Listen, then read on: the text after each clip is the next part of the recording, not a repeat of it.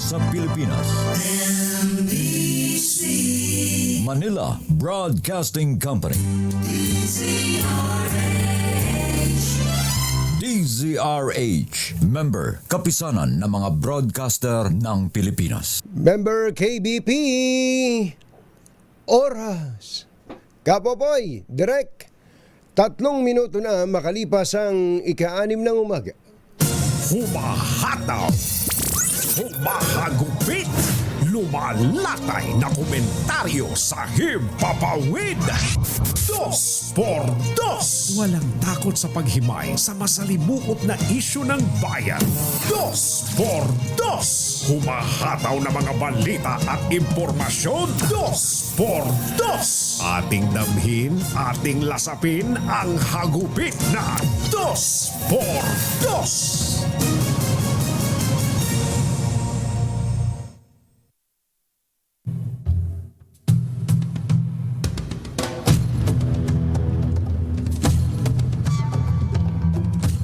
Tiniyak po ng Pangulong Bongbong Marcos na ang 20 pesos kada kilo ng bigas na ibinebenta sa mga kadiwa stores ay mananatili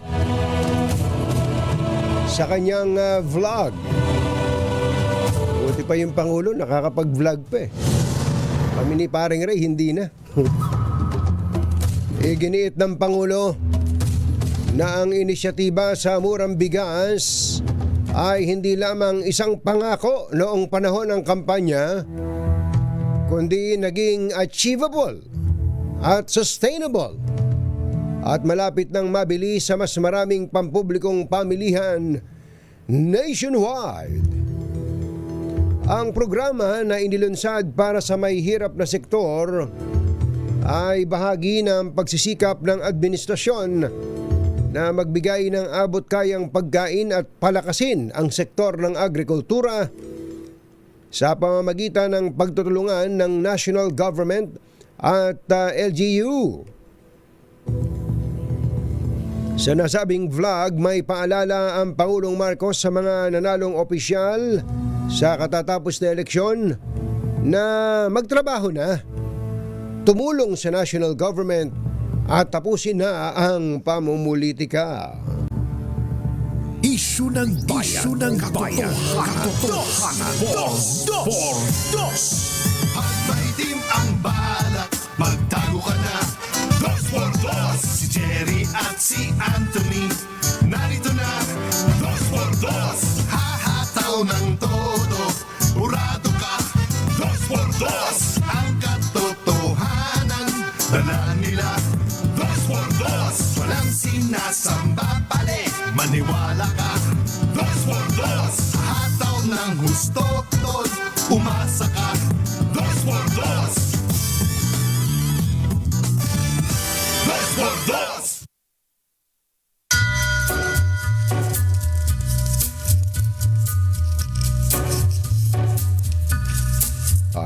Hi. Take a little walk to the edge of town. Maganda morning. Try. Magandang umaga, bayan! Ito po si Anthony Taberna. Humahabol si Jerry Baha. Muli pong sumasa inyo ang 2 por 2 sa umagang ito ng Friday! Yuhuu! Kumusta po kayo? Ayan na, tinupad ko yung pangako ko, Yuel ha. Nung nagpaalam ako noon, sabi ko, babalik ako. Bumalik nga ako. Nagulat ka na, Yuel. Akala mo, totoo na no? Na-miss po namin kayo, mga textmates, mga text partners, mga kapuso, mga kapamilya, mga kapatid, mga kabarkada, mga kapitbahay, mga buzzers. Na-miss niyo ba ako? Mga trolls, long time no see. Sana po ay ayos na ayos lang po kayo dyan. Saan man po kayo naroroon, saan man panig ng Pilipinas. Ngayon po ay tayo inuulan, no? Andito pa ba si Bising? Andito pa si Bising. Naalala ko tong pangalang Bising, ano? Is a red right hand. Yung Bising kasi ay kanyan Tagalog na pangalan yan, no? Nung araw merong mayor diyan sa isang bayan sa Bulacan. Yung mayor na yon na Yuel ay siya, para siyang hindi naman no read no write, pero medyo mababa ang pinag-aralan. Ganun pa man, siya napakagaling na mayor, mahal ng mga tao. Pero minsan dahil nga napakamahal ng mga tao itong mayor na to, nagta-traffic siya. Bumababa sa mga kalsada, nakakahuntahan ng mga tao. May nagbukas ng bintana na gano'n. Sir, busy ho kayo. Busy ho kayo. Hindi. Mayor na ako, ha. Mayor na ako, hindi ako busy. Pambira. Napakababaw ng joke, pero naaalala ko pala lagi. Mayor Cruz nung araw yan sa Bukawi, Bulacan.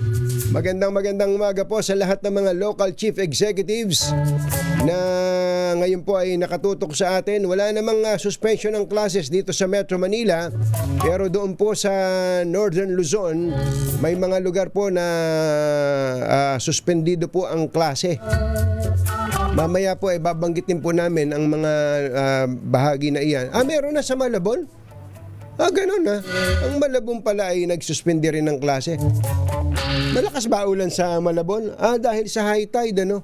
High tide. Nanghirap naman dyan sa area ng Malabon. So Malabon, out of 14 cities and municipality dito po sa Metro Manila, ang Malabon pa lamang ang nagsuspend ng klase. Ay, Mayor Apen de la Cruz. Del Macaranas, magandang morning. Kumusta po kayo? Sana po ay ayos na ayos lang po kayo. Wala pong nagkakasakit.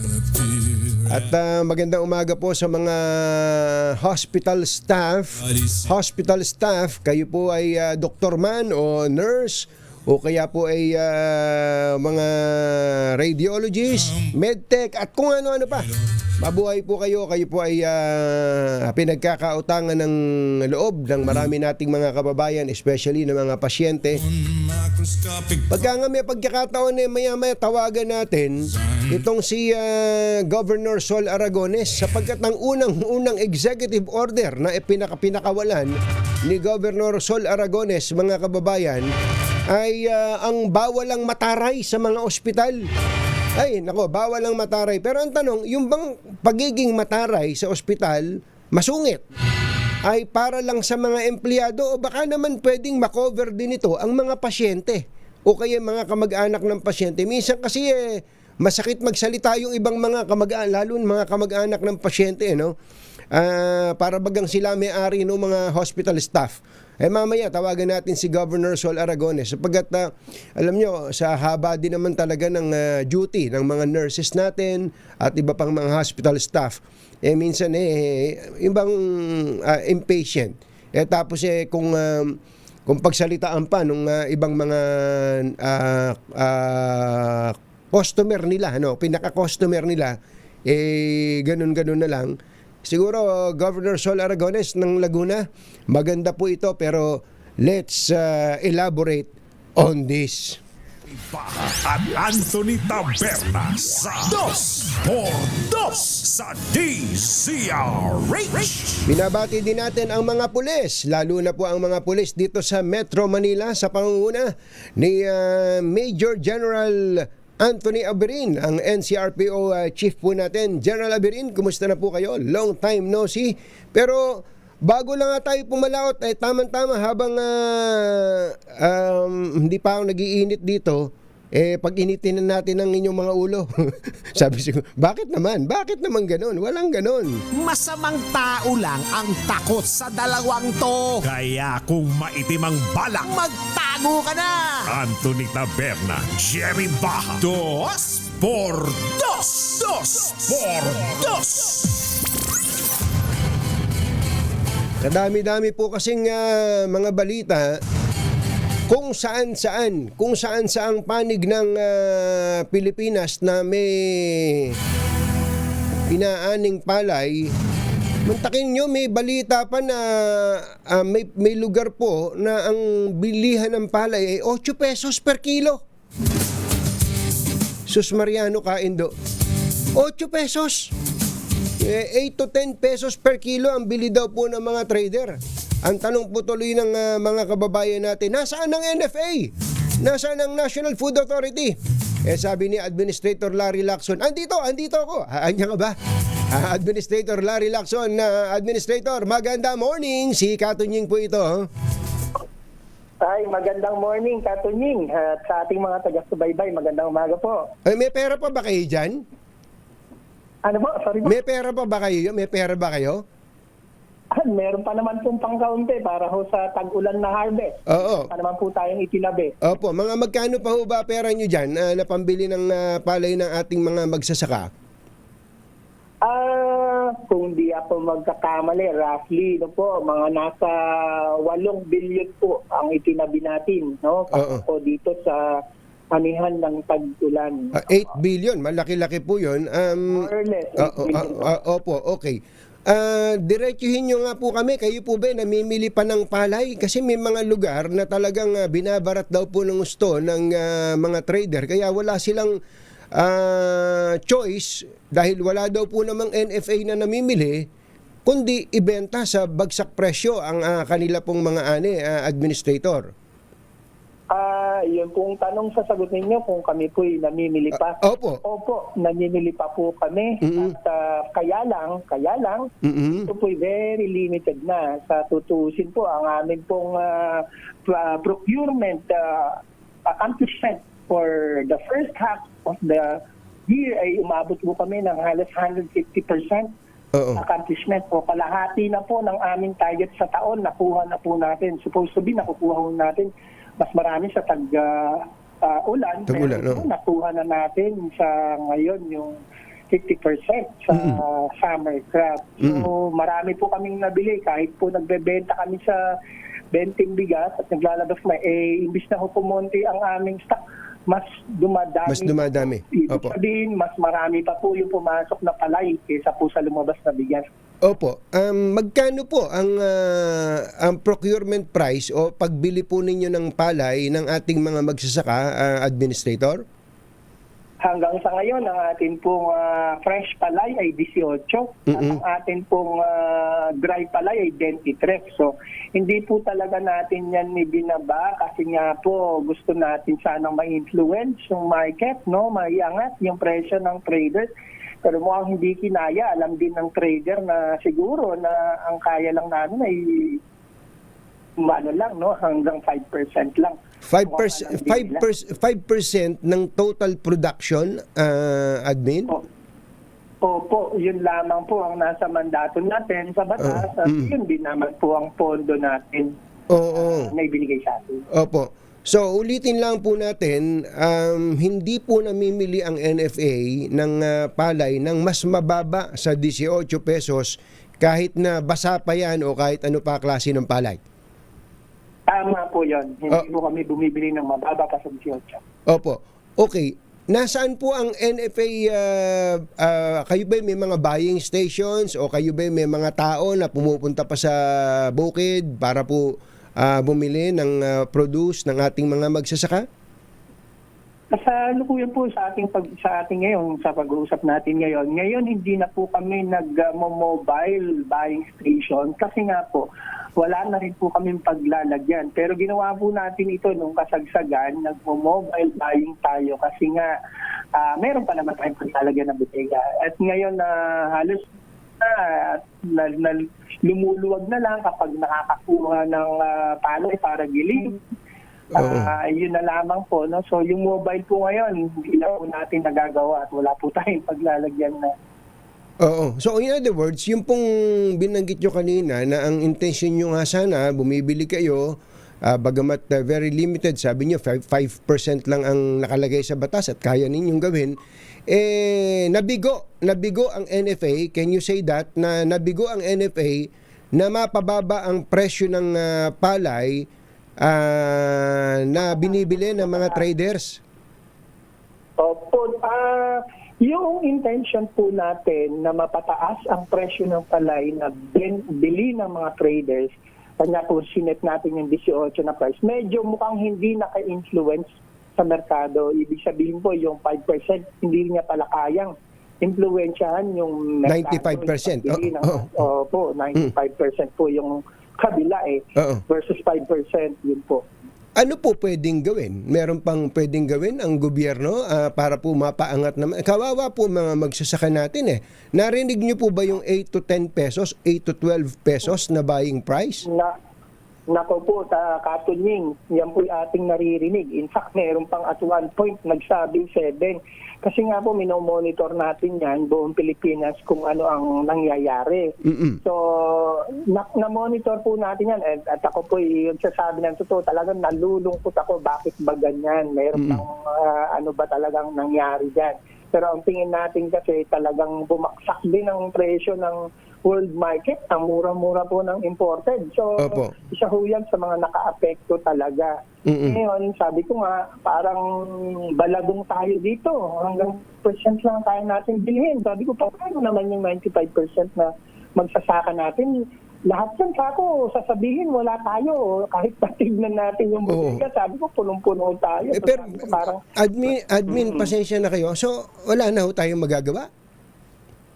sa ngayon ho, meron pa naman tayong nabibili habang lumuluwag po yung bodega at pinapapaspasan naman po natin yung mga repairs natin. Paghahanda na rin ito sa darating na anihan din ng wet season. Oo. Pwede po bang ganito? Hindi, magkwentahan nga tayo. Magkano po ang landed cost ng imported na bigas?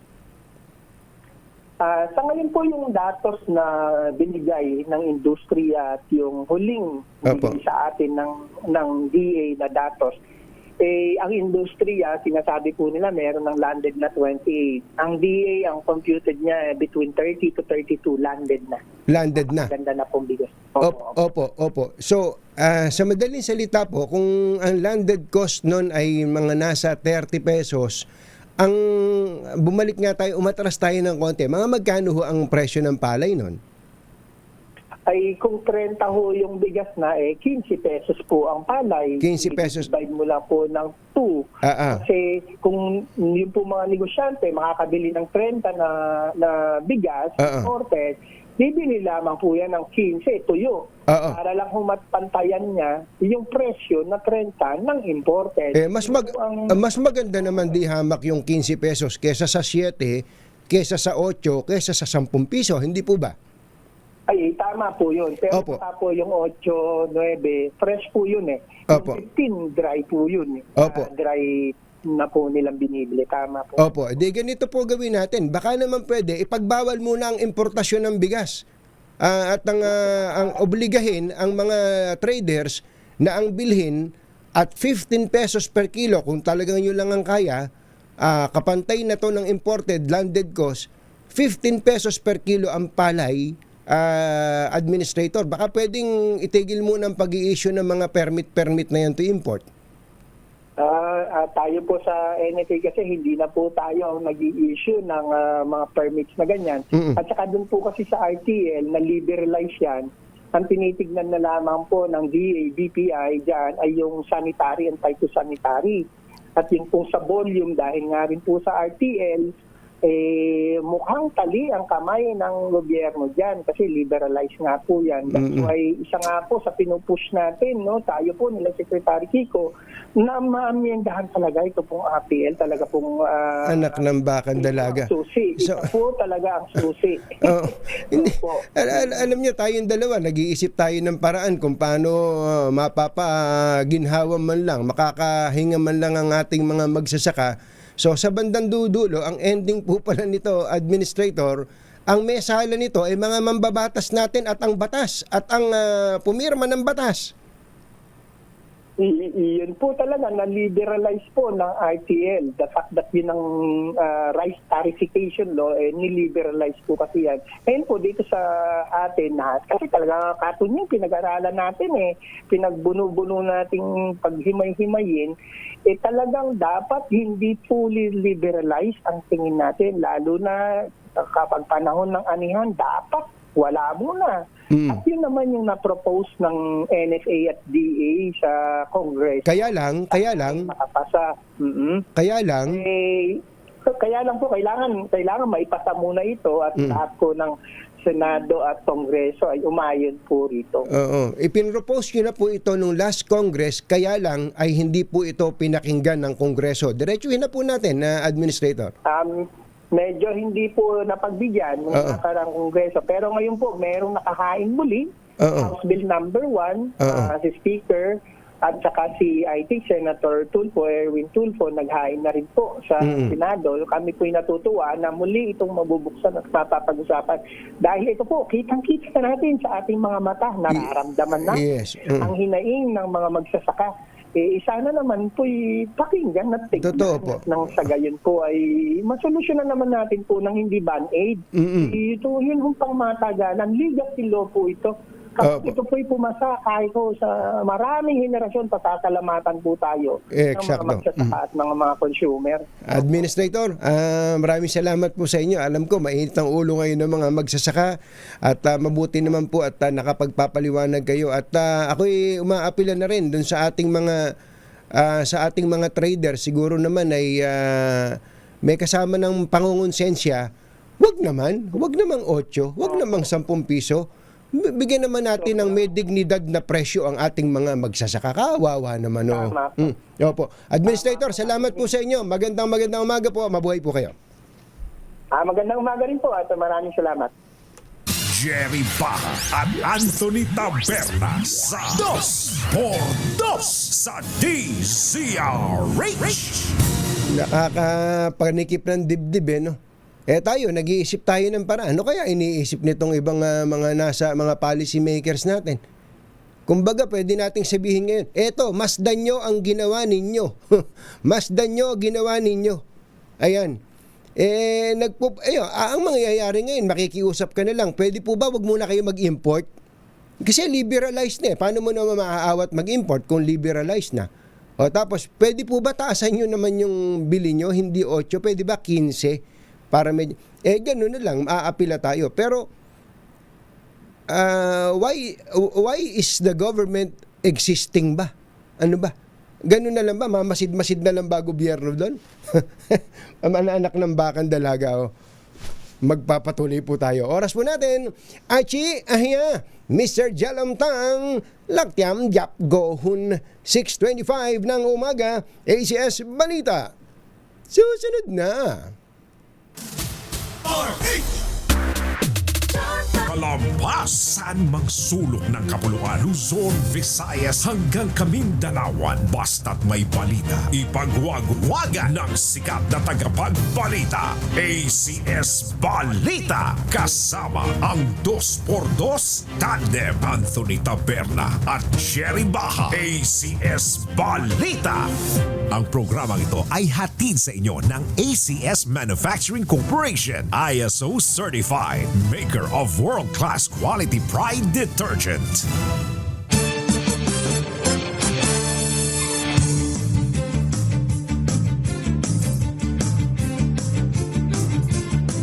Araw po ngayon ng Lunes, 7 ng Hulyo 2025. Sa ulo ng ating ACS Balita. Taiwan nangangailangan ng 8,000 migrant workers para sa hotel at hospital sectors. Halos pisong rollback sa gasolina nakaamba bukas. Ilang pamilya ng missing sabongeros nagpaareglo na ayon sa DOJ. Influencers bawal mag-endorso ng online illegal gambling. MRT3 at LRT2 nilagyan na ng student lane. At 3 patay sa sunog sa San Mateo Rizal, padre de pamilya, sugatan. Magandang umaga Luzon, Visayas at Mindanao. Good morning Philippines. Hello world. Kami po ang inyong mga tagapagbalita. Sa ngalan ni Jerry Baha, ako po, Tina Nolasco. Ito po naman si Anthony Taberna at ito ang... ACS Balitas Good News. Naghahanap po ang Taiwan ng mga manggagawang Pinoy upang punan ang 8,000 bakanting trabaho sa hotel and hospitality sectors. Tinatapos na ngayon ng Ministry of Labor at Taiwan Hotel Industry ang mga guidelines para sa pagpasok ng migrant workers. Ayon kay immigration expert Emmanuel Jeslani, ang mga kwalipikadong Pinoy at iba pang foreign nationals ay maaaring mag-apply ng trabaho sa Taiwan sa second half ng 2025. Ang mga bakanteng trabaho ay nasa housekeeping at cleaning areas habang ang ilan ay nasa mid-level position. Bukod dito, may labor shortage din ang Taiwan sa iba pang field gaya ng hospital care assistants, logistics and warehousing personnel, truck drivers and assistant, highway and city bus drivers at safety management personnel. Alam mo dito, Tina, sa Taiwan, ang napansin ko lang, kung may mag-a-apply lang na Pilipinong driver, Oh. wala akong masyadong naririnig na bumubusina dyan. Oh, Hindi ginagamit ang busina. Pagka bumusina ka, para kang bastos. Oh, ganun. Oo, talagang nandyan lang yung busina para lang siguro talagang... Kapag kailangan. Dito sa atin Pag traffic lang, basta. dito sa atin malampasan ka lang Oo. binubusinahan mo na. Meron lang dagang tumakbo, binubusinahan na. Doon sa Taiwan, especially dyan sa Taipei, Oo.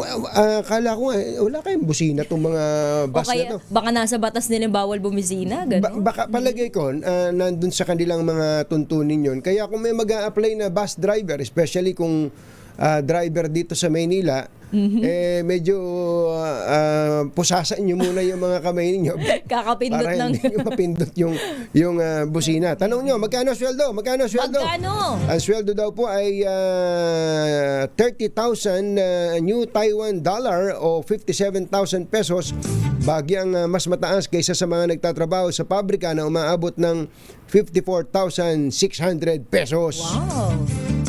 Eto, isa pang good news, pero medyo good news lang. Dahil katiting na rollback ang aasahan sa produktong petrolyo bukas. Batay sa pagtaya, alos piso ang maaaring tapyas presyo sa gasolina at kerosene, hanggang 30 centavos naman sa kada litro ng diesel. Ito ang ikalawang sunod na linggo na magkakaroon ng rollback, kasunod ng dalawang big time na pagtaas ng produktong petrolyo. Bunga ito ng patuloy na ceasefire sa pagitan ng Israel at Iran. Alas 6:34 na ng umaga, naimbag gabigat kada kayo amin na po, agning kayon, gising na. Ilang pamilya ng nawawalang sabongero ang nagpaareglo na. Ito po ang ibinunyag ni Justice Secretary Boying Rimulya sa programang DZRH Executive Session. Buti na lang narinig natin yun. Oo. Executive session yun Oo, di ba private yun? Kaya ilan sa mga ito ay tahimik na at ayaw nang makipagtulungan sa kanila. Ayon kay Rimulya, kahit may mga nagpaareglong pamilya ng missing sabongero, kailangang ituloy ang kaso dahil hindi lang interes ng mga biktima ang nakasalalay dito, kundi ng Estado. After the interest of the families, but this is the interest of the state. Ano ito? right now. People na ito, di ba? Taong bayan na dito ang may interest sa kaso na sabongero. Kaya, in a certain sense, wala akong areglo rito. Pwede niyong padaliin ang buhay ng mga nag-iintay, pero ang posisyon dito ng Estado, kinakailangan matuto ang taong bayan sa karanasan na nangyari dito sa missing sabongeros. Tama. ang tinig ni Justice Secretary Jesus Crispin Remulla na sinang-ayunan naman ng kanyang mga katsokaran. Kaugnay ng balitang yan na ibinunyag ng kaanak ng 2 menor de edad na kasama sa missing sa Bungero na may mga gumagalaw upang patahimikin ang pamilya ng mga biktima. Sinabi sa DZRH ni Aurelio Panaligan na bagaman walang umaareglo sa kanila, may mga lumalapit sa pamilya ng ibang nawawalang mga sabungero sa nakalipas na 4 na taon. Nanindigan si Panaligan na kailan may hindi sila tatanggap ng pera at aatras sa paghahanap ng hustisya. Si Panaligan ay kaanak ng 14 anyos na si Maison Ramos at 17 anyos na si John Paul De Luna na nooy nagtatrabaho lamang bilang tagapag-alaga ng panabong na manok sa farm ng isang Taiwanese. Po sa tulad namin naghahanap ng hustisya at katarungan, sa amin po hindi po kami tatanggap o papareglos dahil lang po sa pera. Dahil po yung pera hindi namin madadala yan. Ang kailangan po din sa hustisya at katarungan po. Sa 4 na taon po, sa amin po, sa karanasan po namin, hindi lang po sa amin at sa mga kasamahan, meron po. Talagang kahit sa anuman pong ano yan, talagang mayroong pangyayaring ganyan. Sir, sa amin sir, wala nagalo, kaya hindi ko po alam kung paano usapan o paano paraan, ano po. Sa kanya po, ang sagot ko lang po namin, may nangyayari po. Ang tinig ni Aurelio Panaligan. Alas 6:37 na ng umaga. Diyos maray na aga sa Indugabos, mga Bicolano, mata na kamo, gising na. Standby lang po at may follow-up ang ating mga RH reporters dahil matindi na palatang pagbaha na dala po ng mga pagulan. Nasa 78 pala patay dito, no? Yuel, abangan po nyo ang balita natin at dose-dose na pa ang nawawala dahil sa malakas na mga pagulan. Nagpunta na yata ang presidente. Yuel, nagpunta na ang presidente. Ito po ay sa Texas, sa Amerika. Ang tindi daw ng ulan ngayon dyan sa at least 78 dead and dozen missings in Texas floods. Nagulat daw po pati si President Donald Trump dito po sa pangyayaring ito. Ito pong flash flooding ay nangyari especially diyan po sa Kerr County sa Texas sa Amerika. Ang tabayanan po niyo at may mga Pilipino din pong nandidiyan sa Texas. Pero hindi po ito related sa sabungero. Oo. Yung po Texas na kilala nitong si Cantina, Texas na sa sabungin. Ito, Texas ng USA. Alas 6:38 na ng umaga, binalaan ng Cybercrime Investigation and Coordinating Center ang mga online influencers sa pagpopromote ng iligal na sugal sa bansa. Giit ni CICC Deputy Executive Director Renato Paraiso, maituturing sa batas na kasabwat ang mga influencer sa iligal na operasyon. Ginawa ni Paraiso ang pahayag kasunod ng pakikipagtulungan nito sa PAGCOR at PCSO para i-block ang mga illegal gambling sites sa bansa.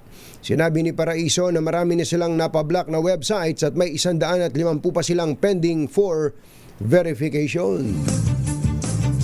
Samantala, may nakalaan ng student lane sa bawat istasyon ng MRT3 at LRT2 para sa mga estudyanteng kumukuha ng 50% fare discount.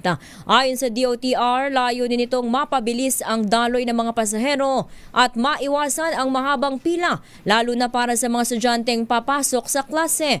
Mula 20% ay itinaas ang student discount sa mga tren sa 50% epektibo noon pang June 20 hanggang 2028 ito. Bunsod ito, ang end-to-end trip na nagkakahalaga ng 55 pesos sa LRT1 ay magiging 28 pesos na lamang para sa mga estudyante. Napakalaking bagay niyan, Cantina. Kaya nga. Yung discount na to. 50%? 50% off, isip-isipin mo. Hindi natin naranasan yan nung tayo estudyante, ngayon lang. Hindi, nung estudyante ko, 1.50 lang ang pamasahe. Pero hindi 50% pa yun. 1.50 lang ang pamasahe namin noon. Ikaw ba, magkano na inabutan mo sa jeep? Ang pinakamura ko naabutan ay 7. Wow, 7 bata pesos. bata. Kung yun ay 50%, so maabutin ng 3 pesos. Kami, 1.50 pagka estudyante. Kaya lang 1991 pa 'yon. 1991. Malilibre ka kapag ka nag 1, 2, 3 ka. Mga ganun, mga mabilis kang tumalon. Ang bihira tinuruan. Hindi pwede sa online gaming to. Hindi rin pwede sa LRT2 ay 1, 2, 3 sa MRT3. Sa MRT 3 at LRT 1? LRT2. LRT2. Ay, MRT3. LRT1 wala. Meron din. Lahat na ito Lahat na to. So, 50% off sa estudyante, kahit anong klaseng estudyante ka man. Kahit na nagmamasteral ka, nagdodoktor ka. Aba, mainam, napakalaking bagay yan. Thank you. Yung mga ganito, dapat na-appreciate natin. Correct. Hindi po masama na punahin natin ang pamahalaan, pero hindi rin naman masama na purihin natin sila sapagkat ito po yung diretsong napapakinabangan ng ating mga kababayan. Halimbawa lang yung bigas Yung 20 pesos na bigas sa kantina. Anong sabi nung iba dyan? Hindi ako, eleksyon lang yan. Ngayon tuloy-tuloy. Ngayon, hindi mo ngayon, yung mga, walang tiwala. Walang tiwala. Pero ngayong tuloy-tuloy, ano sinasabi na iba? Wala yan. Wala yan. Hindi masarap yung bigas na yan. Iba-iba na ang ginagawang dahilan. Ganun po dapat ako naman hindi naman namin kayo inuutosan ni kantina dito. Na purihin. Pagka mayroon dapat na purihin natin. Pero pag may dapat na punahin, hindi po tayo magsasawalang kibo dyan. Susunod! Tito Boy! Ang presyo daw po ng gulay, apektado na ng masamang panahon. At meron pong mga namatay sa sunog sa San Mateo, Rizal. Yan at iba pa sa pagbabalik ng ACS Balita. Dr. Jessica D, 6:42 na umaga. This time check is brought Friday. All you need is Pride washing machine detergent. May triple stain away formula kaya tanggal ang makapit, madikit at malupit na dumit mantsa kaya easy ang labada. Kaya pala mula noon hanggang ngayon, all you need is Pride. All you need is Pride. ACS. kasama ang 2x2 Tandem Anthony Taberna at Jerry Baja. ACS Balita. Balik-balita tayo sa ACS Balita. 3 ang patay sa sunog na sumiklab sa San Mateo, Rizal. Kabilang isang senior citizen, anak at manugang. Umabot lang sa first alarm ang sunog na nagsimula sa 2-story house ng mga biktima sa barangay Ampid 1 kahapon ng madaling araw. Ayon sa Bureau of Fire Protection, natagpuan ang bangkay ng 30 taong gulang na anak at 28 taong gulang na mister sa loob ng bathroom habang ang bangkay ng matanda ay natagpuan sa hagdanan. Ang tatlo'y na-trap sa loob ng nasusunog na bahay. Samantala, nakaligtas naman ngunit sugatan at nagtamo ng first-degree burns ang 64 na taong gulang na mister ng biktima nang tumalon ito sa terrace. Namayag pagmuli ang Singapore bilang top 1 world cleanest city ngayong 2025. Ayon sa Travel Plus Leisure, una sa listahan ang Singapore dahil sa maayos na lansangan at malinis na hangin dito. Pumangalawa naman ang Zurich, Switzerland, sinundan ng Tokyo, Japan, Copenhagen, Denmark, Helsinki sa Finland, Wellington sa New Zealand, Germany, Calgary sa Canada at Vienna sa Austria. Ang naturang ranking ay patunay sa commitment ng mga kinilalang lungsod sa pagtulak sa hygiene, green infrastructure at civic discipline para mapanatili ang kalinisan at kaayusan ng mga lungsod. Ano kaya epekto sa presyo ng gulay nitong masamang panahon? Alamin natin ang balita mula kay RH52. Edniel Parosa. Kami na Edniel. Dating unti-unting nagmura itong ilang gulay habang nagmahal naman ang marami pang iba dito sa Marikina dahil sa epekto ng sama ng panahon dyan sa Hilagang Luzon. Sa pag-ikot ng DZRH News dito sa Marikina Public Market ngayong Lunes, dapat nating bumaba hanggang sa walang paggalaw ngayon itong presyo ng repolyo. Kung dati 70 pesos ang per kilong cabbage dito sa pamilihan, may mga pwesto nang nagbagsak na hanggang sa 50 pesos per kilo. Dahil sa umunay tumal ng benta, wala naman dun sa kanilang pinagkukunan sa lungsod ng Baguio. Pero sa kabilang banda, tumaas naman hanggang sa 30 pesos ang halaga ng ilang produkto mula rin sa Northern at Central Luzon. Lahat na lamang na ang palaya at carrots. Ang bell pepper naman na dati 100 lamang sa isang pwesto, 130 na raw ngayon. Habang yung pulang sibuyas o red onion na dati 110 pesos, mas mahal nga rito kumpara sa iba. 130 na rin ang per kilo ngayong araw na ito ng Lunes. Ayon dito sa mga nakausap nating retailer, ang binabanggit ng kanilang pinagkukunang dealer mula man sa Nueva Ecija o mula dyan sa Baguio ay epekto ito ng sama ng panahon. Sa katunayan, yung isang bag daw ng pulang sibuyas sa dati 850 pesos lang o last week, 930 na raw ngayong o kaninang madaling araw. Habang ang isang bag ng puting sibuyas, dati 500 piso ang isang bag na kanilang kuha. Kaninang o madaling araw, 600 pesos na ang kanilang hango wala sa sinasabi nilang dealer. Ito sa Edniel Parrosa, nag-uulat para sa DZRH. Una sa Pilipinas, una sa Pilipino. Maraming salamat sa iyo, 52 Edniel Parrosa. Samantala, sa mga nakikinig po sa atin, mga taga-subaybay po natin na nakatutok sa radyo man, telebisyon, Facebook, YouTube, lakasan nyo na po ang volume ng inyong pinapakinggan at pinapanood para makita po kayo o mapansin po kayo ng aming pong malakas agent, especially dyan po sa barangay Maysan, Valenzuela. Di ba dyan yung gumagawa ng biskwit? Nako, iba yun. Iba yun.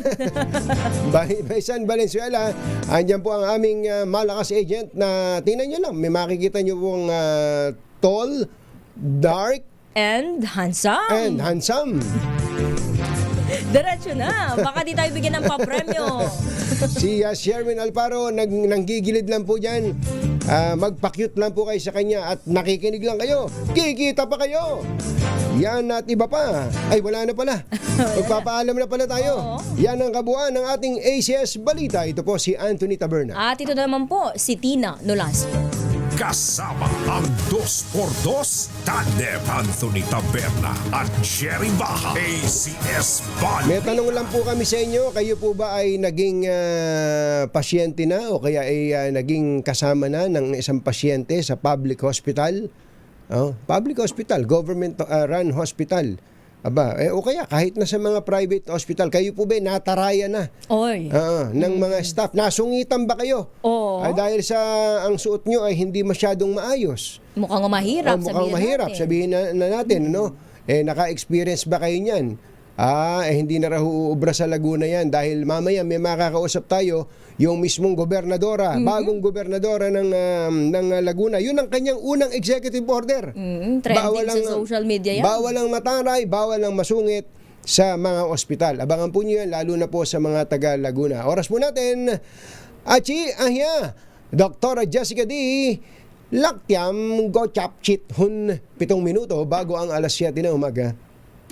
Balitang makatotohanan, balitang maaasahan. ACS Balita. Ang programang ito ay hatid sa inyo ng ACS Manufacturing Corporation, ISO certified, maker ng world-class quality. Dos por dos. Let's move and get it on. Yeehaw! You got the hit. Ay, salamat po sa pag na-miss niyo daw ako, Ninong Dong Tolentino. Thank you. I miss you too. I miss you three. Pati si Kuyang RV Victorino dyan sa Bataan. Hindi ba muulan yan sa Bataan, Kuya RV? Sa Quezon, kumusta po kayo, Kuyang Chito Paz? Dyan sa Lukban, Quezon, kumusta ba mga longganisa natin dyan? At magandang umaga rin sa mga taga Ilocos na imbag bigat kada kayo amin na po. RD Ronald Tan, kumusta po ba kayo dyan, RD Ronald Tan?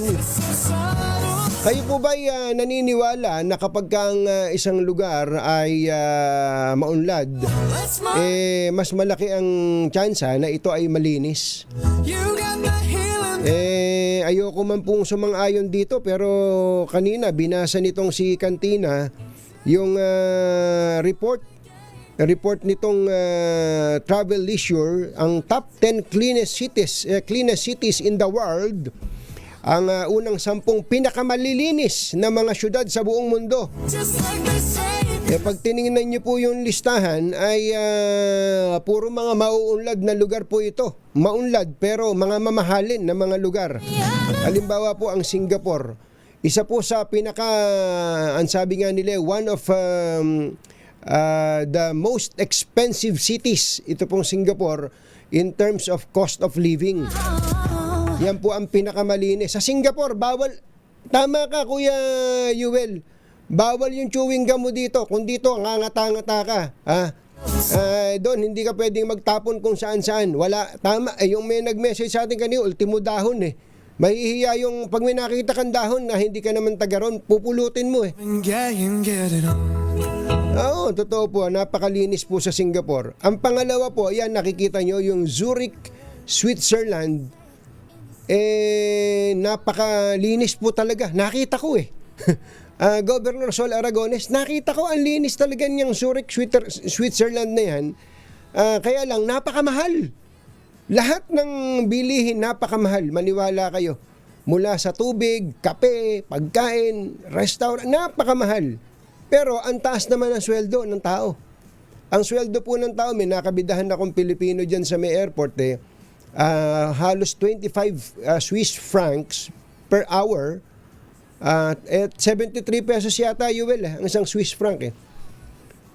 Tapos kapag weekend saka daw holiday ay 36 Swiss francs per hour. Kung 8 hours kang magtatrabaho, di ang laki-laki ng susweldoin mo. Kaya lang, ang laki din ng gastos. Tuloy lang natin yung pinakamalilinis. Tokyo, Copenhagen, Helsinki, sa may Iceland, Wellington, sa may New Zealand, Munich, Germany, Calgary, Vienna. Marami po dyan ay mga bansa sa Europa, mga magulang at mga mahal na taga-subaybay, mga mauunlad na bansa. Pero bagamat ito, pwede nating pagsaligan na pagka maunlad ang bansa, ang tendency malinis. Gusto kong sabihin na wala sa kayamanan o sa kahirapan. Nasa tao yan. Para maging malinis ang ating lugar, nasa tao yan. Kapag ka dugyot ka talaga, kahit may pera ka pa, madumi ka, salaula ka, baboy ka. Pero kapag ka ikaw ay kahit na ikaw'y dukha, pero ikaw ay may pagpapahalaga sa sarili mo, malinis ang kubeta mo, malinis ang kusina mo, malinis ang paminggalan mo, malinis ang tulugan mo, malinis ang bakuran mo kahit maliit.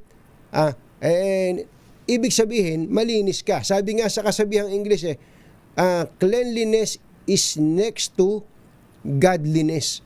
So, bagamat ito, yung binabasa natin, puro mayayaman pong lugar yan, pero subukan naman natin.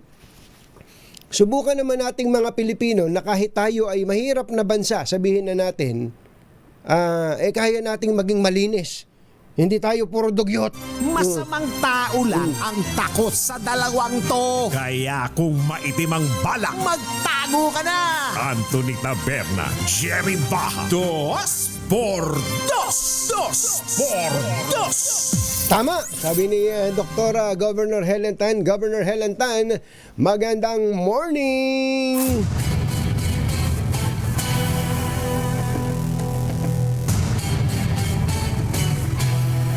Kausapin nga natin ang isa pang isang magandang babae, ang bagong-bagong gobernador ng lalawigan ng Laguna, si Governor Sol Aragones ng Laguna. Governor, magandang morning! Si Katunying po ito.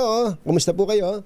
Good morning Katunying. Good morning po sa inyong lahat. Opo, kayo po ba nasa Kapitolyo na, dyan sa May Santa Cruz? Malapit na ako, Tonying. Nasa biyahe na tayo kasi ito yung unang flag ceremony na nakaupo na akong governor. Oo nga pala, dahil kayo ay nag-umpisa ng pagtatrabaho ninyo nung June 30. So, hindi Lunes yun. Hindi Lunes yun, tama. Hindi, teka, Lunes ba yung June 30? June 30, hindi, Lunes. Lunes yung June 30, pero tanghali kayo, tanghaling tapat kayo. Ngayon, ang flag racing ay umaga. Anong oras ang flag racing, Governor?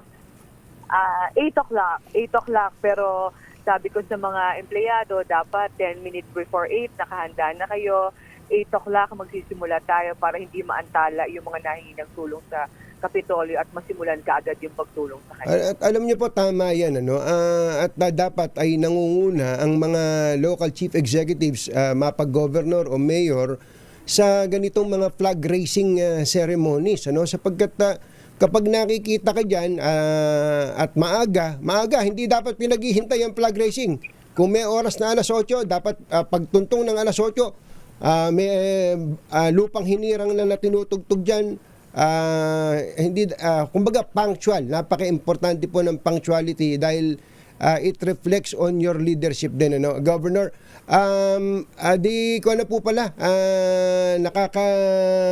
isang linggo na pala kayo bilang gobernador. Kumusta na po? How does it feel to become the governor of one of the most progressive city o provinces sa Calabarzon?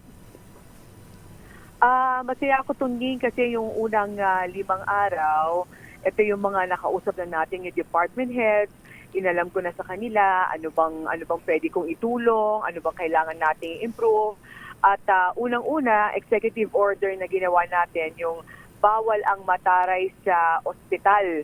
Ito sa lalawigan ng Laguna, umikot ako sa ilang mga ospital, nagpaskil ako doon ng mga poster bilang paalaala na kasi nung kampanyahan tunying, yan talaga yung pangunahing concern ng mga kababayan ko, yung kulang ang gamot, kulang ang mga kagamitan sa ospital, kulang ang mga doktor, kulang ang mga nurse, at importante na bawal yung mataray sa kanila. Pero ang sabi ko, hindi lang yung mga empleyado ang bawal magtaray, pati mga pasyente, hindi naman nilang tarayan, o mga empleyado.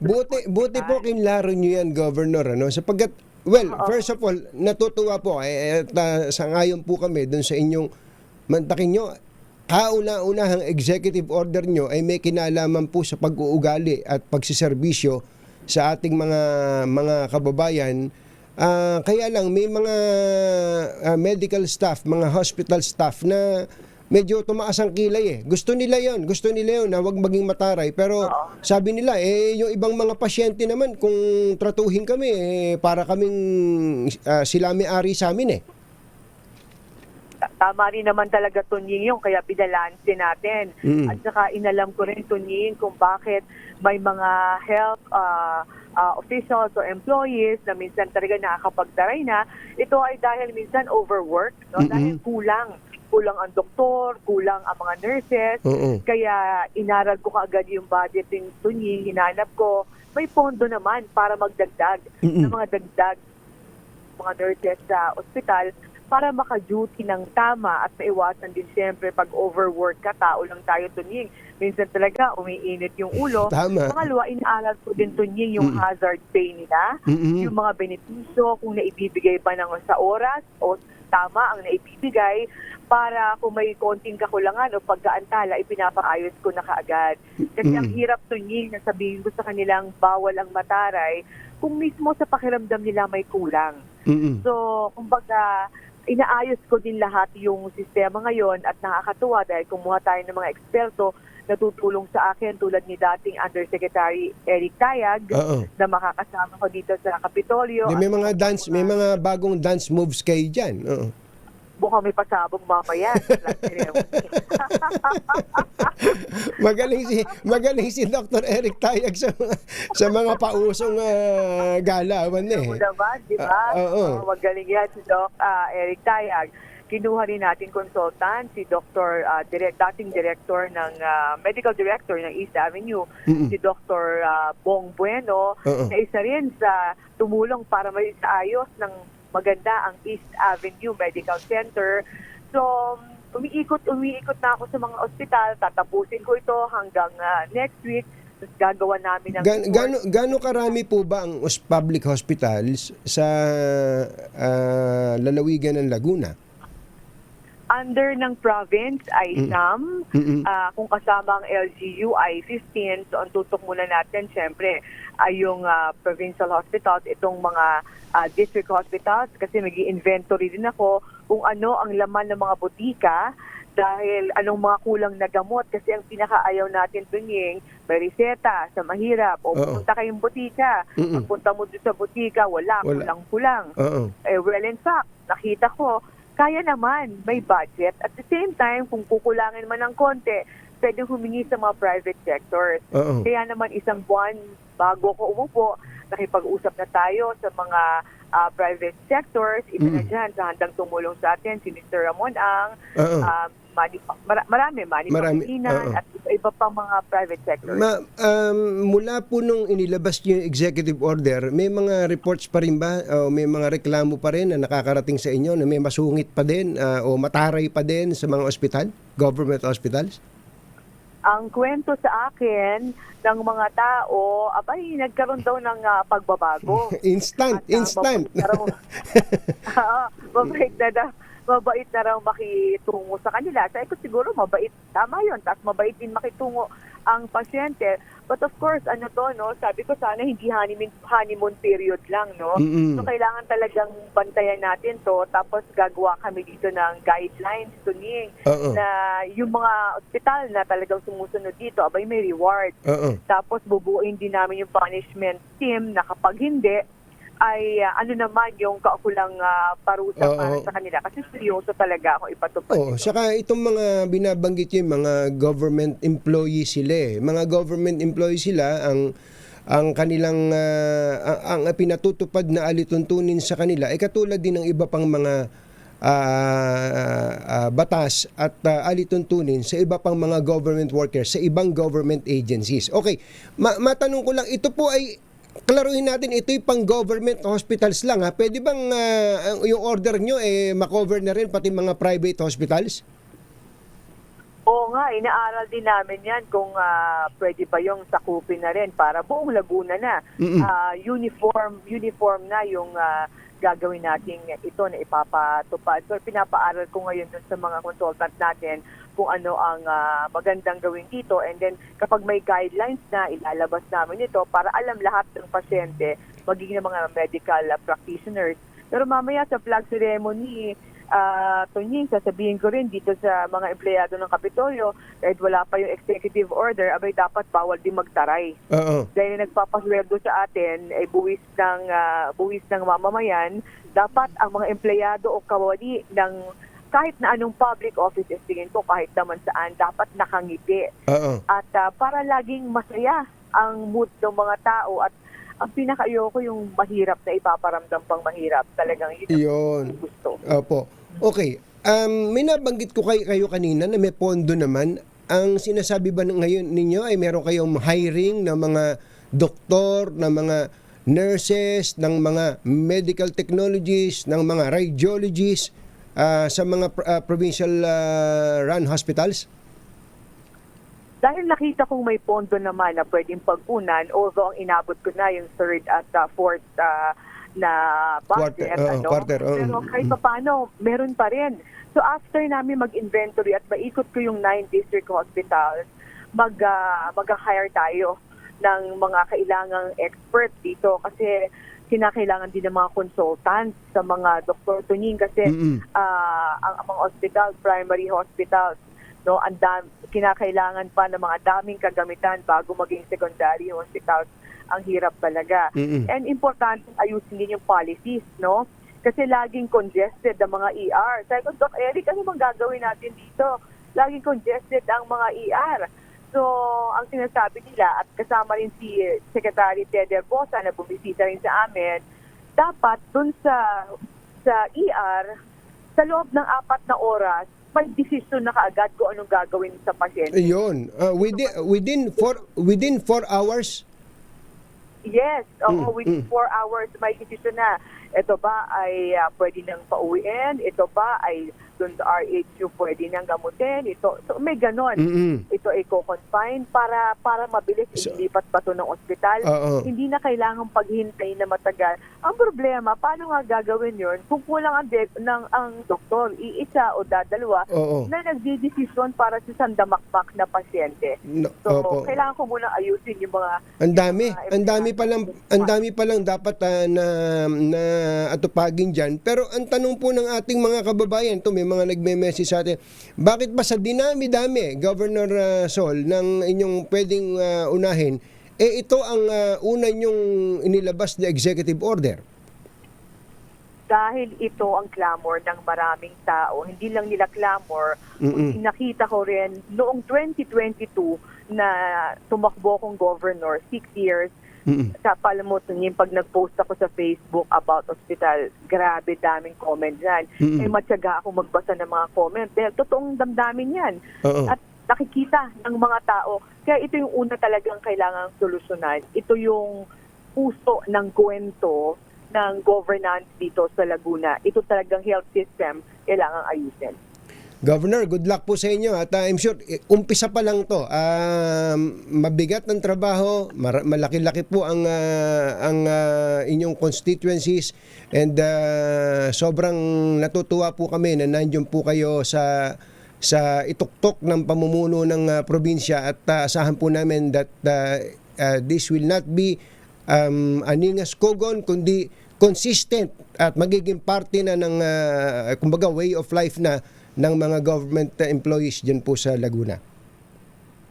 Maraming salamat, Tunying, at maraming salamat din sa inyong mga tagapakinig. Mabuhay po kayo. Si Governor Sol Aragones ng Laguna, magwa-flag racing na po siya. Abangan po nyo mga dyan sa Kapitolyo.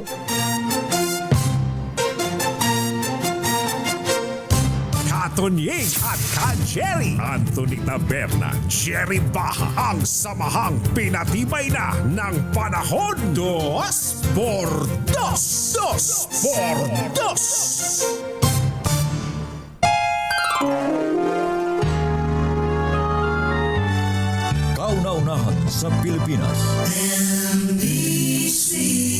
Manila Broadcasting Company.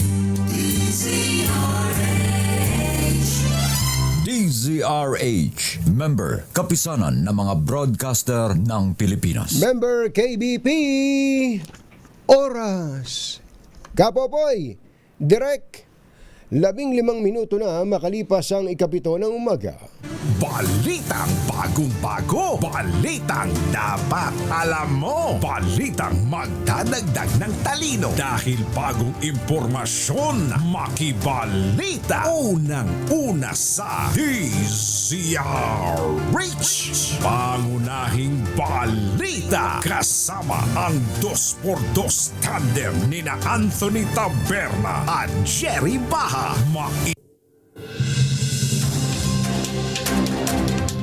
Sa ulo ng ating mga pangunahing balita, 20 pesos kada kilo ng bigas mananatili, magiging nationwide pa. Anti-Corruption Watchdog gumirit ng transparency sa pagpili ng ombudsman. Hindi pagtanggap ng guarantee letter ng mga private hospital, plano pa lang daw. Taal Volcano, posibleng magkaroon ng panibagong pagsabog ayon sa PBOX. Pulis matulis. Arestado sa sextortion. At Bagyong Bising humina na matapos muling pumasok sa PAR at maglandfall sa Taiwan kagabi. Magandang umaga, Luzon, Visayas at Mindanao. Good morning, Philippines. Hello, world. Kami po ang inyong mga tagapagbalita. Sa ngalan ni Jerry Baha, ako po, Tina Nolasco. Ito po naman si Anthony Taberna at ito ang... Pangunahing balita.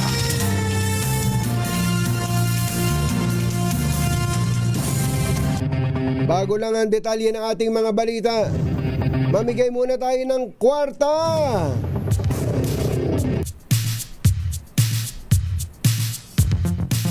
May nanalo na pala, Aling Tina. Oo, may nanalo na dyan sa Barangay Maisan, Valenzuela City. Sherwin. Go, go, go!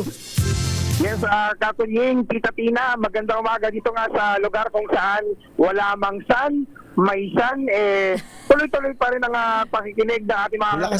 Mas maganda yung banat niya. Maganda, maganda. Oo, kesa doon sa biskuit. Hindi pala. Yung sun o kaya walang sun. Ito yung barangay may sun. Hindi pala. Kahit na araw-araw, kahit May rain. may sun pa rin. Hindi pala inabutan.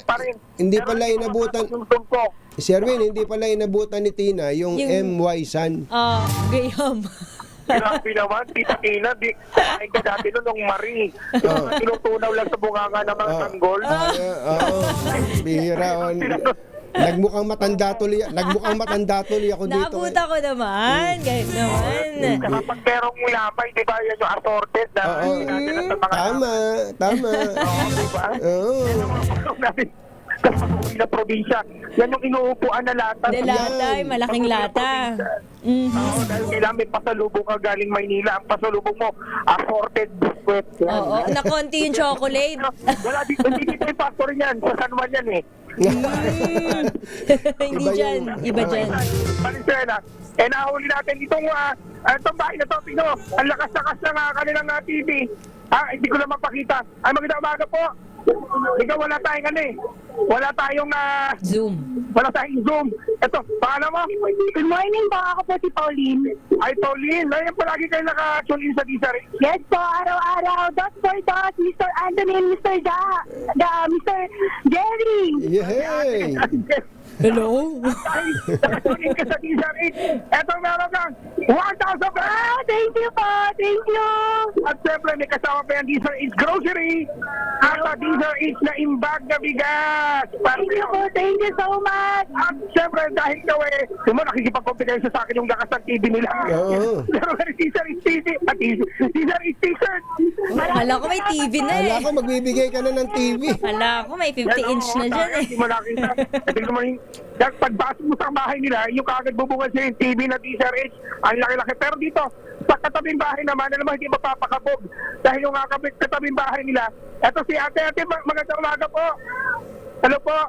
Magandang umaga. Ayan, umeko tayo. Ako, dalawa bang winner? So yung bahay dito sa kabila naman, ang lakas-lakas ng radyo. Ang liit ng radyo niya, pero ang lakas-lakas. Lagi ako nakikinig sa Dos for Dos. Anthony Tabernan. Jerry Paha. Yehey! Yuhuu! Nancy Donato po. Si Ate Nancy Stratek, mga professor dyan sa pamantasan ng Luzon ng Valenzuela. Maintenance lang po. Ayun, Na-promote. Ito yung radyo niya araw-araw. Pag naglilinis po ako, lagi ko pong bitbit yung aking mono na radyo. Yan tayo naka-Diesel Eats. Sino paborito mo tuwing umaga? Anthony Taberna and Jerry Baha sa Dos for Dos. Dahil paborito mo si radyo, meron kang 1,000. Wow, 2 winners. Maraming salamat po sa blessing. At syempre meron pa kasama yun at Diesel Eats Grocery. Thank you so much. At syempre meron pang na-imbag na bigas. Birthday sa akin ni Lord. At pa-birthday ka lang. Happy birthday! Happy Yuhuu! birthday. Ayan ako, at syempre sa birthday ni Diesel Eats, dahil ang July 15 naman, Diesel Eats na magsaselebrate ng 86 anniversary. Pati mo naman kami. Congratulations po sa anniversary niyo po. Nawa po mas lalo pa po kayong tumagal para lagi po kami nakakapakinig po ng iyong stasyon. Dos for Dos. Yehey! Thank you! Naku, maraming salamat sa mga patuloy na sumusuporta at thank you for making us always number one sa inyong mga talahit paghita ng radyo. Aris 6, Sherwin Bata Alfaro, Diesel H, una sa Pilipinas, una sa Pilipino. Anthony Taberna at Jerry Baha. DZRH. Pangunahing balita. Maraming salamat sa iyo, Sherwin. Samantala, isang pulis na may ranggong patrolman ang inaresto matapos ireklamo ng sextortion sa NBI ng kanyang dating girlfriend sa La Union. Ayon kay NBI Director Jimmy Santiago, ang suspect na isang aktibong pulis ay natiklo sa loob ng isang food chain sa Rosario, La Union. Batay sa reklamo ng biktima, niyaya siya ng dating boyfriend na mag-sex muna bago niya burahin sa social media ang sexual intercourse videos at mga larawan nila na in-upload ng suspect gamit ang dummy account. Nagkasundo ang biktima at si Patrolman JM na magkita sa isang kainan sa Rosario. Ngunit ang hindi alam ng suspect ay nakaabang na sa kanya ang NBI para siya ay arestuhin. Nagbabala ang Philippine Institute of Volcanology and Seismology sa posibleng pag-alboroto ng Bulkang Taal sa Batangas. Bunsod ito ng mga na-monitor na pagtaas ng real-time seismic energy measurement at mababang level ng sulfur dioxide emission sa bulakan. Ayon sa PBOX, indikasyon ito ng posibleng pagkabara ng lagusan ng volcanic gas na maaaring maging sanhi ng phreatic o minor phreatomagmatic eruption. Matatanda ang huling nagkaroon ng phreatic eruption ang Bulkang Taal noong Hunyo 17 na nagtagal ng 17 minuto.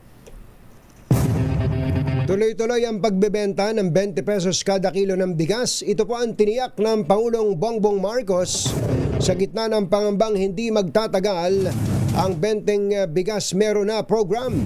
Giit ng Presidente, hindi band-aid solution ang nasabing programa at natitiyak din niyang hindi bababa ang pagbili ng NFA sa palay ng mga lokal na magsasaka anuman ang maging presyo ng bigas. Sa kasalukuyan, binibili ng NFA ang bigas ng mga magsasaka sa halagang 18 pesos hanggang 23 pesos.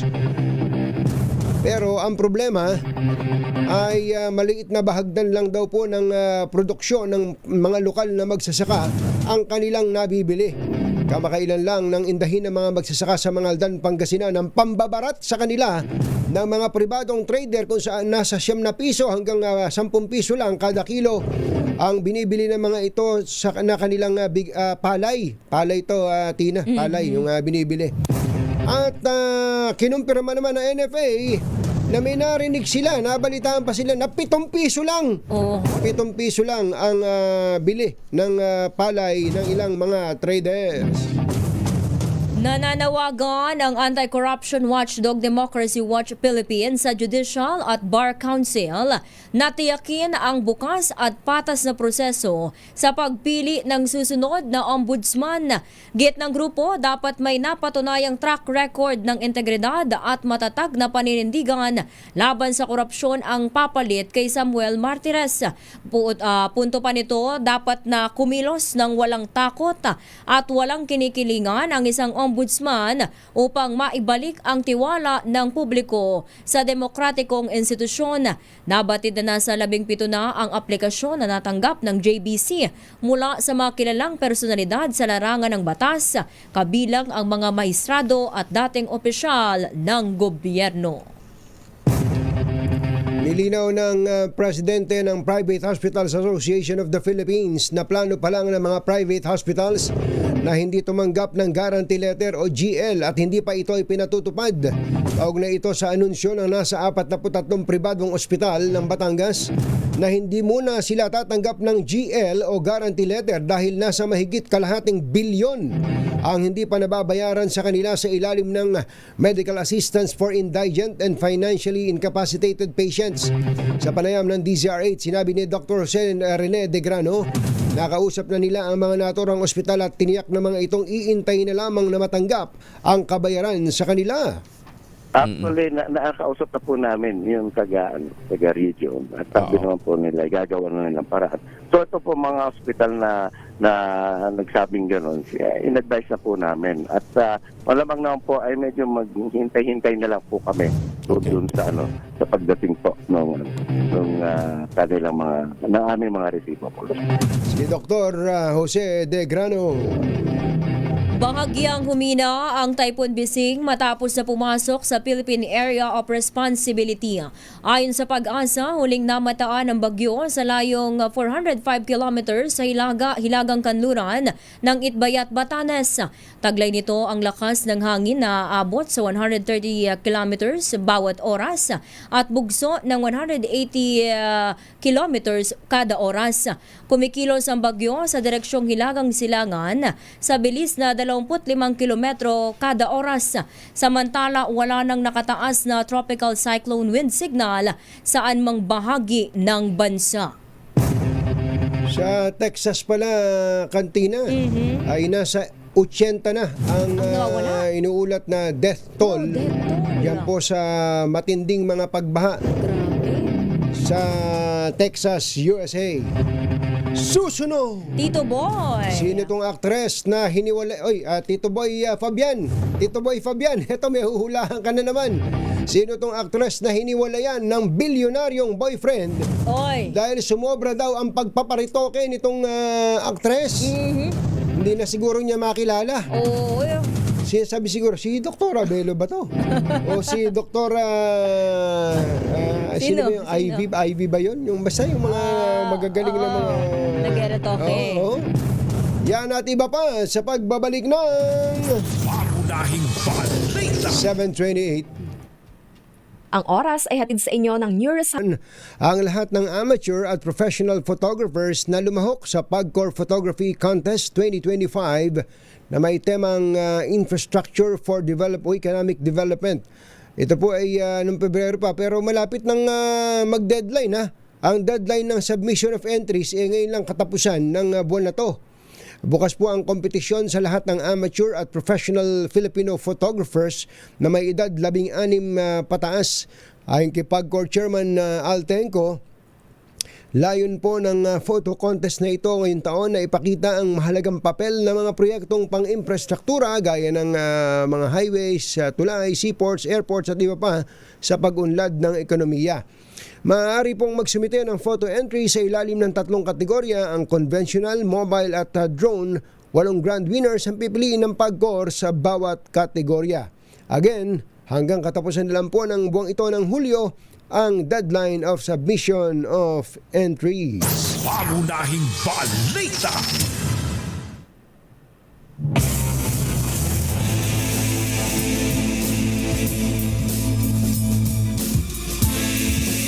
Andiyan na si Boy, yung follow-up ni Boy Gonzales. Ano ba yun? Barilan ba yun yung kanina? Grabe ha. Magang-maga dyan sa may Barrio Obrero yan sa may Maynila.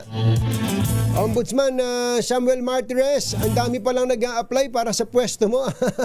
Uncle Sam, maganda morning. I miss you so much. Yun, ganun sana. Hasta la vista, baby. Dito muna tayo sa pinsang buo ni Val Gonzales, ni Boy Gonzales na si Val Gonzales. Yan daw pong bahagi ng G. Araneta Avenue ay sarado sa lahat ng sasakyan. Ay bakit? RH5 Val Gonzales, come in Val! Actually, malaking problema ngayon ng mga kababayan natin hanggang papasok sa kanilang trabaho na nasa Amoranto, Maria Clara at maging mga motor rider na patungo ng C3 Road sa Caloocan City dahil hindi pa rin kayang tapirin ng maliliit na sasakyan itong northbound ng G. Araneta hanggang yung oras na ito. Malalim, Anthony, ang tubig pa sa northbound pero dito sa kabilang lane ay ngayong oras na ito ay natataanan na ng mga motorista. Nagkalat ngayon itong napakaraming mga basura. Natulog itong malakas na pagulan ng madaling araw at naipot yung dapat tanay optik mga basura. Nandito na ngayon sa gilid ng tanggapan nitong dating tanggapan ng National Bureau of Investigation at maging itong tanggapan ng Land Transportation Office National Capital Region dahil yung LTO-NCR ay nandito sa southbound nitong G. Araneta dito sa lungsod ng Quezon. Yung namumroblema Val, yung pinapakita mo sa atin na video na ang taas ng tubig baha, ang daming basura, ano?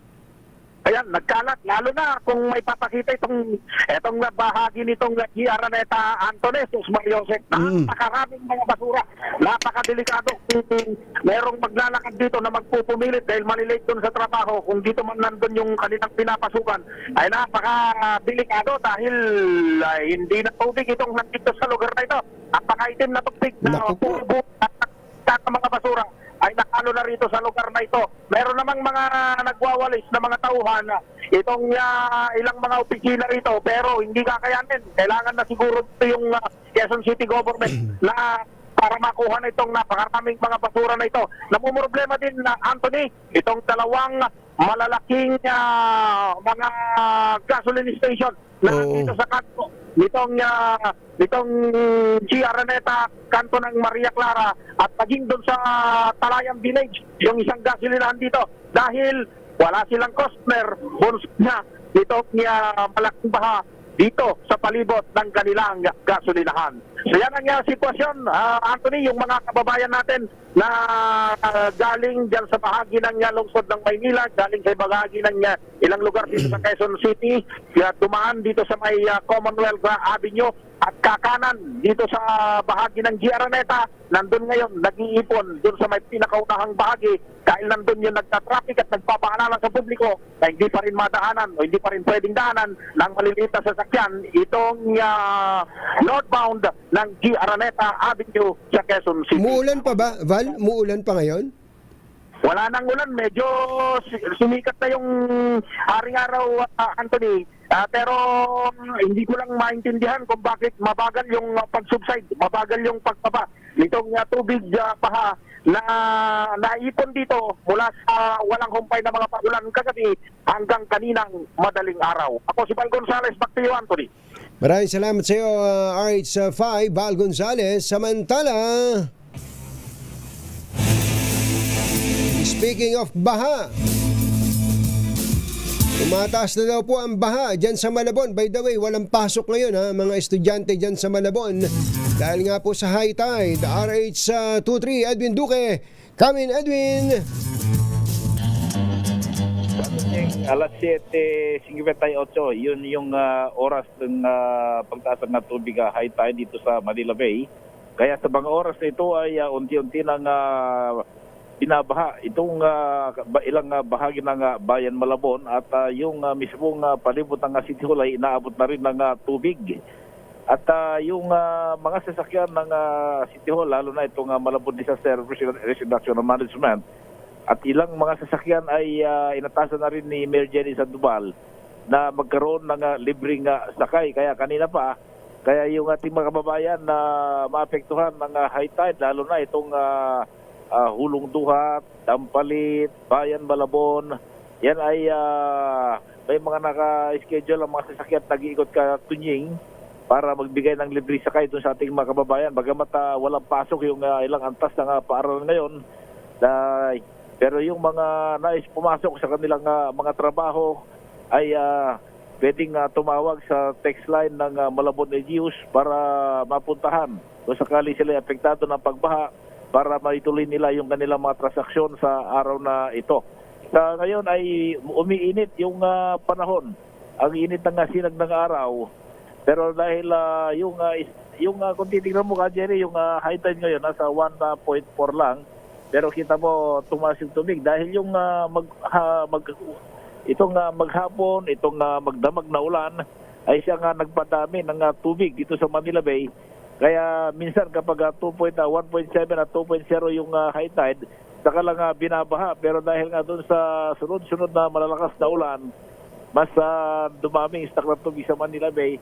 Kaya mabilis na umakyat at napunta lumulusong na yung mga tao sa tubig hindi ba may leptospirosis?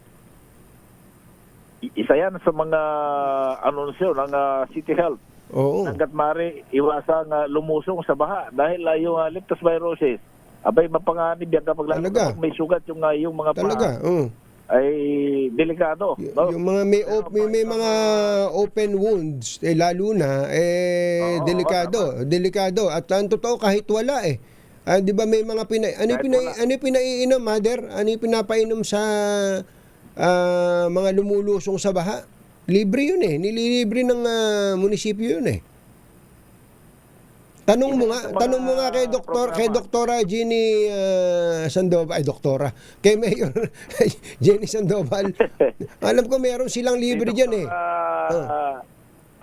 may mga binibigay sila, kaya ang sabi nga kapag medyo nakakaramdam na o kaya kapag lumusong na sa baha, agad pumunta sa City Health o mga health center. May libre. Para bigyan ng advice ano yung dapat gawin. Para hindi na humantog doon sa pagkakasakit na minsan ay minamalas. Di ba naalala mo dati nung nagkaroon ng mga baha-baha na ganyan, delayed yung reaction, yung epekto ng leptospirosis. May mga namatay pa sa NKTI na mga doxycycline yung iniinom. Oo.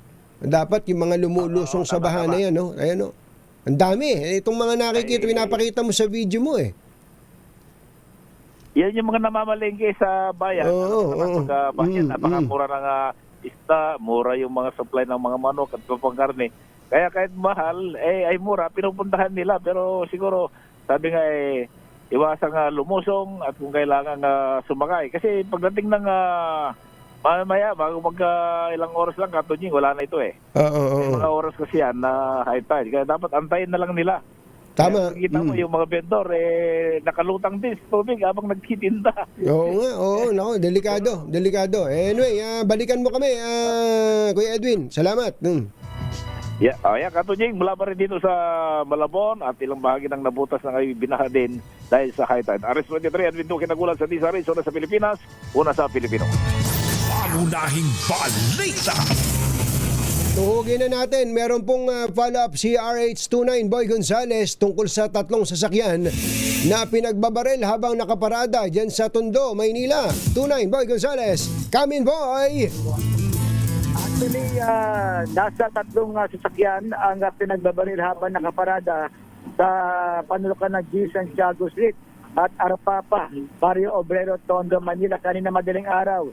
Ayon kay Barangay 189 Chairman Aladin Cuevas, bandang alas 4:20 ng madaling araw ng kasagsagan ng buhos ng ulan na nangyari ang insidente. Nagising ang mga residente na makarinig na sunod-sunod na putok ng baril bago pinagbabaril. Ang mga sakyan ay sinilaban pa ng mga suspect. Ang isa sa mga ito, batay sa kuha ng CCTV ng barangay, nasa 4 na suspect na sakay ng 2 motorsiklo ang may gawa ng krimen.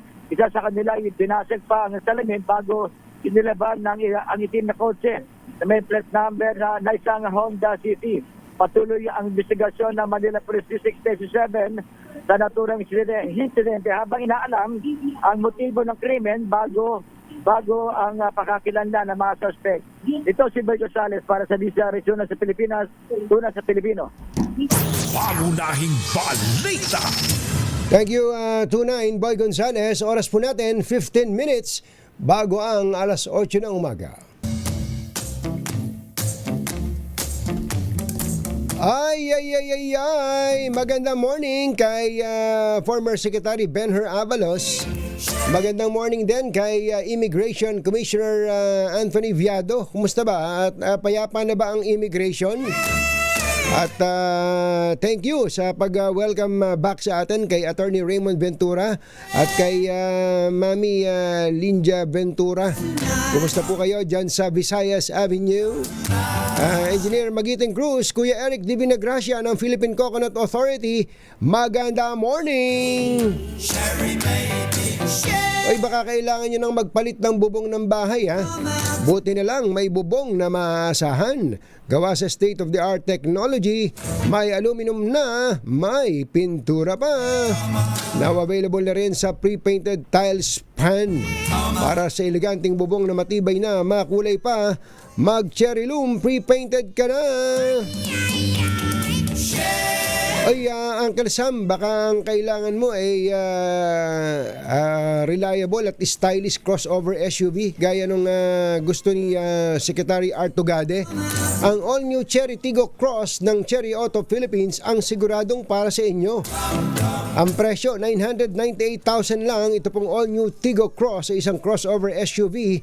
May 1.5 liter 4-cylinder engine na may katambal na 9-speed CVT transmission para sa mas suwabing at fuel-efficient na pagmamaneho.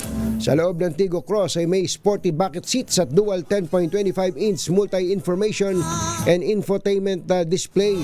Compatible din to sa Apple CarPlay at Android Auto, kaya no problem at katakot-takot ang mga freebies at siyempre ang inyong roadside assistance at 3 years na preventive service o maintenance service.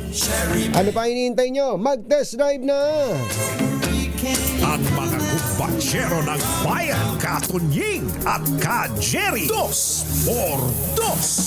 Pangunahing balita sa showbiz. Magandang dilag, puso ko. Muli lang nating binabati ng congratulations si Customs Commissioner Ariel Nepomuceno Abe, wala lang ako. Nagkaroon na pala ng palitan ng mga tao dyan sa Bureau of Customs. Commissioner Ariel Nepomuceno, congratulations. Target daw po ni Commissioner na ayusin ang koleksyon ng buwis at internal processes ng Customs. Ayon kay Nepomuceno, ang pagpapalit ng liderato ang simula ng reforma sa Customs at mahigpit daw tututukan ng performance ng mga port collector. So yung mga hindi pumapasa sa mga target collections, dapat namang sibakin na. Ayos. At magandang umaga rin kay Ashley Anakan. Teenager lang to pero fan na fan daw ng 2x2 dyan sa Palm Springs, California, sabi ni Uncle Sam. Naku, sino ba itong mahilig magparitoke? Iniwanan na daw ng bilyonaryong boyfriend dahil sa hindi na siguro niya makilala kapaparitoke. Kuya Obet Imperio, kilala mo ba to? Sino ba to? Tita Morley Alinyo. Maganda morning, Morley! Yes! Magandang morning, Luzon, Visayas at Mindanao. I miss you. I miss you too. Nako. Katuning, kaloka sin super mega nakakabaliw itong actress na ito. Dahil ang tunay na dahilan pala kung bakit hiniwalayan ito ng kanyang papa, napakayaman, isang huwag natin bagitin kung anong klaseng tao ito. Kasi obvious na. Ay dahil sa sobrang pagpaparitoke. Ayun. Nung una kasi nung makarelasyon ito ng isang mayaman na gwapong baget na talagang sinasamba sa isang country, ay wala pang ritoke itong actress na ito. Pero nahirati na ito sa kariritoke.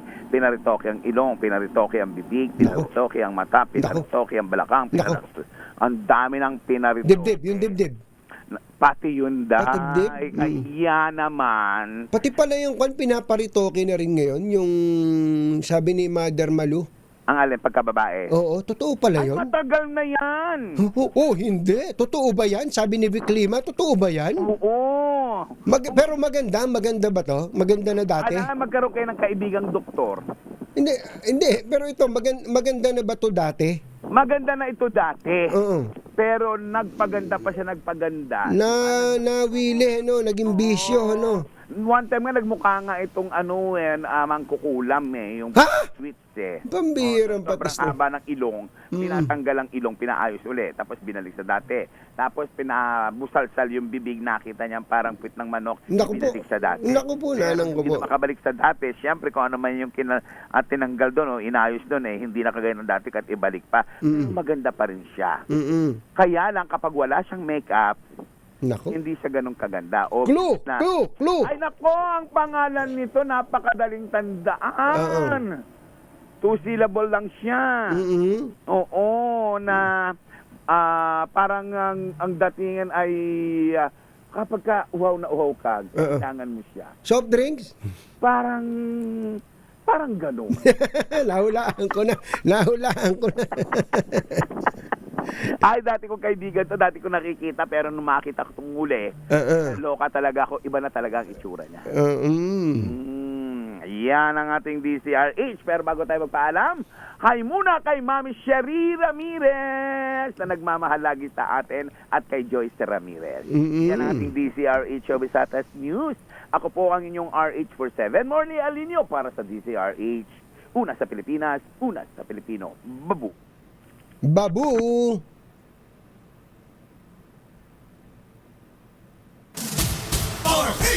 Anthony Taberna, Jerry Baha, ang samahang pinatibay na ng panahon. 2x2.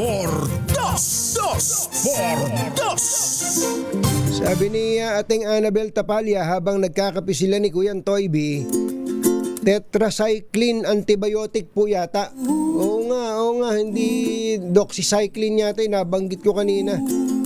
Ay, nako. Nasubaybayan nyo ba yung balita dyan po sa Makati? Nakakalungkot po talaga pagka ang magkadugo ay nako, magkatunggali sa politika. Pagkaalis po ni Mayor Abby Binay, ito po ang kanyang kapatid, si Mayor Nancy Binay, sinisita. Ang tinatawag po nilang, ang tawag po nila midnight deal. Midnight deal daw po ng nakaraang administrasyon na pumayag na magbayad ang Makati City Hall dun sa InfraDev. Ito po yung proponent ng Makati Subway. Nagkadimandahan pa po kasi yan sa arbitration sa Singapore. Ang sabi po nung dating administrasyon, nagdesisyon sila na magbayad na lang, mapapasakamay na ng Makati City Government, ibig sabihin ng tao, yung pong proyekto na to. At pag natuloy, at the end of the day, makikinabang din daw po ang mga taga Makati. Pero ang sabi po ni Mayor Nancy Binay, hindi, midnight deal yan. Ano ba ibig sabihin ng midnight deal? Dapat magkausap silang mabuti. Kaya lang, nag-uusap pa ba silang magkapatid? Ito, babalik na naman tayo dun sa point na dahil magpapalit ng administrasyon, sa kagustuhang mabura kung ano man po yung nakaraan, kahit na ano man po, kahit na maganda pa. I'm not specifically talking about this subway. Pati nga naalala nyo yung mga nakaraang administrasyon, Cory, Marcos, ERAP, FBR, etc. At sa iba pang mga local positions, sa kagustuhang burahin ang nakaraan, kahit maganda pa, ay dadapurakin ng kasalukuyan o nung kapalit. Ay nako, politika talaga.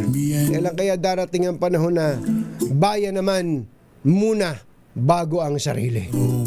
Sa pangalan po ni Jerry Baha, ito si Anthony Taberna.